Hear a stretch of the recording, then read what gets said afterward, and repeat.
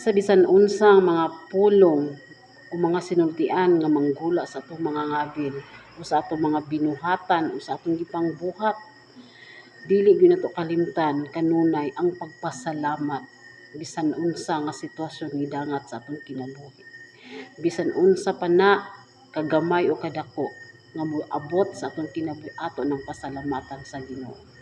Na bisan pa wala pa nato nadawat o nahikap nga mga panalangin o dili man panalangin, atong pasalamatan kana sa Ginoo mga igsoon.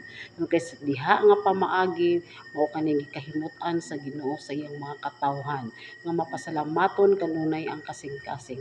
Ug kana pud nga pamaagi mahilayo og mahilikay ta sa mga kasamok o sa mga pakigbingkil sa atong palibot mga igsoon. Tungod kay nganuman napuno man sa atong kasing-kasing sa pagpasalamat diha sa Ginoo. So ang mga maayong butang ang mabuhat nato, mga maayong butang nga atong maistorya o atong magawas nga mga pulong tungod kay diri sulod palangdaan sa atong kasing-kasing mapasalamaton naman ta.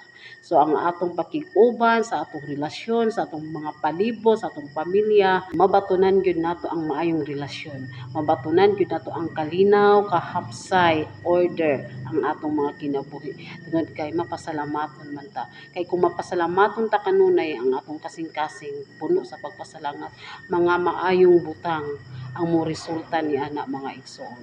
Ug dili ka biklonon, ug dili ta sukanon, tungod kay mapasalamaton man ta ug labaw sa tanan puno sa gugma ang atong kasing-kasing kung kita mapasalamaton diha sa Ginoo. Muna nga mo reflect na sa atong isig katawo, mo reflect na sa atong mga igsoon, sa atong palibot, kung unsa ang atong mga gawi nga maayo nga makahatag ta kanila og panalangin nga bisan pa sa atong sinultian, sa atong mga binuhatan makapanalangin.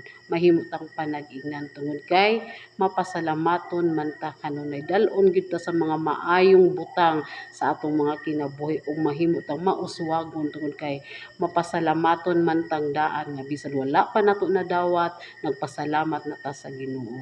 Ug kana mao pud gikahimut-an sa Ginoo, gipangita sa Ginoo nga iyang mga anak nga mapasalamaton labaw sa tanan nga bisan wala pa niya nakutlo, wala pa niya nadawat, wala pa niya na-receive. Pero ang imo kasi ang kasing naguna na sa pagpasalamat ug mao na gikahimut-an sa Ginoo. Una atong buhaton mga igsoon, kapakyasan man na ug bisan mga problema man pasalamatan nato kay adunay lutsanan ang tanan mga igsoon. Ug kana ang atong buhaton ikinaiya nato ug di nato kalimtan nga mahimong makaplagan ang atong kasing-kasing nga mapasalamaton diha sa Ginoo aron mahimtang panalangin sa uban ug ang Dios mahimaya ug mahimut-an ta sa Dios.